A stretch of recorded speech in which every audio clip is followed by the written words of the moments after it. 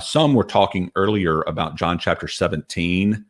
And I may pull that up just because some people think that John 17 is kind of a slam dunk for Calvinism. And as with most hermeneutical issues, typically you can just say, keep reading when it comes to some of those issues, because when it comes to John 17, some Calvinists just stop reading way too soon. And that is part of the problem.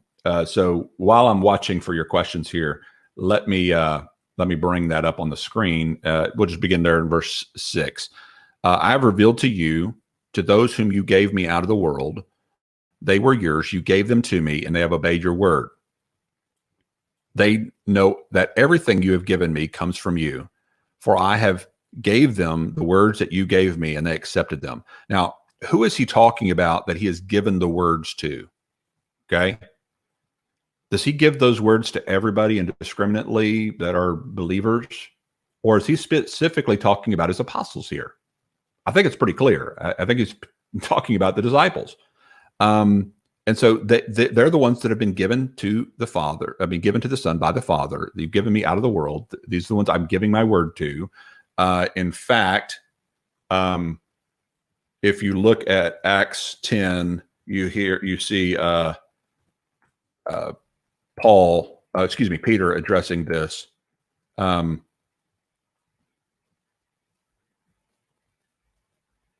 You know of Jesus of Nazareth, how God appointed him to be with the Holy Spirit and with power, and how he went about doing and good and healing all who were oppressed by the devil, for God was with him. We were our witnesses of all the things he did, both in the land of the Jews and in Jerusalem. So he's talking about eyewitnesses, okay? They also put him to death by hanging him on a cross. So he's testifying to the crucifixion, as he should as an apostle, obviously. God raised him from the dead. Oops. Don't know what I did there. God raised him from the dead on the third day and granted that he become visible. Okay. Not to all the people. So he didn't visually reveal himself to all the people, but he gave himself or showed himself to witnesses who were what? Chosen beforehand by God. Here's an election of God right here. Now, is this election of certain individuals to the neglect of all the other individuals? No. This is, I've elected these individuals to be the mouthpiece or the witnesses to be a blessing to all the other individuals. So when Calvinists hear the word election, they typically automatically think, oh, these people were chosen to the neglect of everybody else. These individuals were chosen for salvation and everybody else passed for damnation. That's kind of the way their mind works, because that's the way they've been trained to think that way. Okay. Stop thinking that way. Okay. Start thinking, when you hear the word chosen, think, oh, these people were chosen to be a blessing to the rest. Okay. Like with my children, I've talked about before. If I pick my daughter to bring to all of my children a dessert, I'm not choosing her to the neglect of her brothers. I'm choosing her to be a blessing to her brothers. See the difference? God chose Israel to be a blessing to all the families of the earth, according to Genesis 12:3. He didn't choose Israel to neglect all the nations of the earth. He chose Israel to be a blessing to all the nations of the earth. God chooses messengers. Why? To be a blessing to all the people of the earth, not to neglect all the people of the earth. Okay. So understand that. Okay. So these were chosen beforehand by God.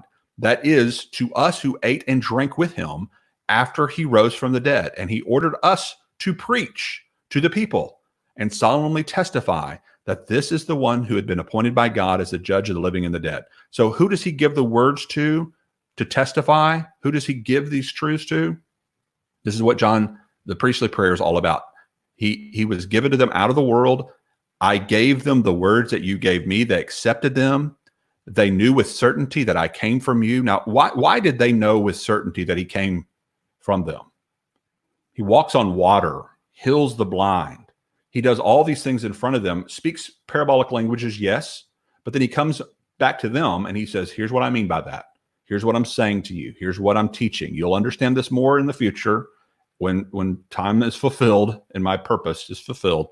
But these people know for certainty because God is revealing to them who his Messiah is. And he uses means to do that, obviously. And those means mean something. And they believe that you sent me. I pray for them. I am not praying for the world. Now, some Calvinists will just pull that right out of the context and go, look, see, that's Calvinism 101 right there. I am praying for my specially chosen elect people. And this is why it's so ironic to me that Calvinists will accuse us of being man-centered when they egotistically read themselves into verse 9 right here. Because what they're ultimately doing is saying, Jesus is praying for me personally right here. Jesus is praying for me specifically. I am praying for Leighton Flowers. I am not praying for the rest of those reprobates out there, but I am praying for Leighton. Man, that feels good. Oh man, that's kind of Leighton-centered. I kind of like that. I kind of like Jesus praying for Leighton and not those reprobates out there. Man, that feels good. Whew, that's kind of man-centered, isn't it? See how I can do that? I can do the same thing to you, Calvinists, that you're trying to do to us by calling it man-centered, ego-centered, elect-centered, if you will, and saying, oh, it's just all about me. It's just all about me. God's praying for me here, not praying for those unelect reprobates out there. Those people whose lives don't really matter. He's praying for the lives that just the real lives that matter. He is praying for those select people, picked for reasons we don't know about. That's left up to him. He'll tell us one day what the reasons were, but we just don't know what those are. But he picked me, and he's praying for me now. That's an egotistic reading of this text, because it's clear, I think, from this text, he's praying for the 12. Read what else he goes on to say. But for those you have given me, that's what he's talking about. Those you've given me. They are yours. All I have is yours, and all you have is mine. And the glory has come to me through them. I will remain in the world no longer. So he's clearly speaking contextually about where he is right now, down from heaven on the earth with his apostles. And I'm coming to you, Holy Father, to protect them by the power of your name, the name you gave me, so that they may be one as we are one. While I was with them, I protected them and kept them safe by that name you gave me. None has been lost except the one. So this proves right here, he's talking about his 12, because look what he says. None has been lost. So none of what has been lost? None of the people I've just been speaking about, the apostles, has been lost, except there's one doomed to destruction. The scriptures would be fulfilled. Now, we've had other episodes where we've talked about the fate of Judas. I believe that's accomplished through his omniscience. God knew which one would rebel against him, not God causally determined which one would rebel against him. Okay, there's a difference between knowing and causing. Some people don't see the difference between those two philosophically. We've gone over that in other episodes. This is not what we're talking about today. But there's a difference between knowing something beforehand and determining something beforehand. We believe God is omniscience. God has omniscience, not that God is omnideterministic. There's a difference between omniscience and omnideterminism. Omnideterminism is God causes everything to happen. Omniscience means God knows all things that are going to happen. There's a difference. You can't conflate those two and make them into one, okay? I'm coming to you, Jesus says, now, but I said these things while I'm still in the world, so that they may have the full measure of my joy within them. I have given them your word. So who does he give his word to, if not his apostles? I've given them your word, and the world has hated them. What happens to the apostles? Like all of them almost, except maybe one, were martyred, killed for their faith.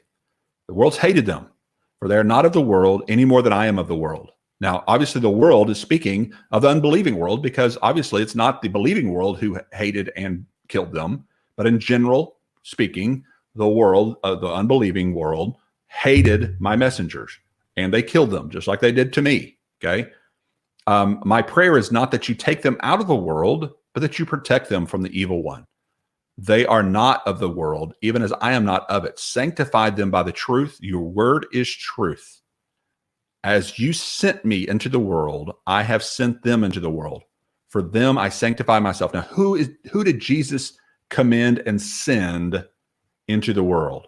Who did Jesus do that for? Every single one of us, or for the apostles while down from heaven? I think it's clear. This is talking about apostolic authority. His prayer for the apostles. His prayer is not just for them, but for many others. Chris McFadden, thank you so much for your donation, and I appreciate your words there, and appreciate you supporting on Patreon. I really do. Thank you for that. That means a lot. And we couldn't do this. Honestly, I wouldn't have been able to afford to continue to do this if not for the support of our patrons. And so, thank you guys for helping make this happen. Now, look at the verse. Look at what it continues to say. I'm making this bigger so you can really, really see it, okay? For them, I sanctify myself, that they too may be truly sanctified. And this chapter divisions here, remember, that's not in the original text. It's added, okay? Obviously, the verses are added to.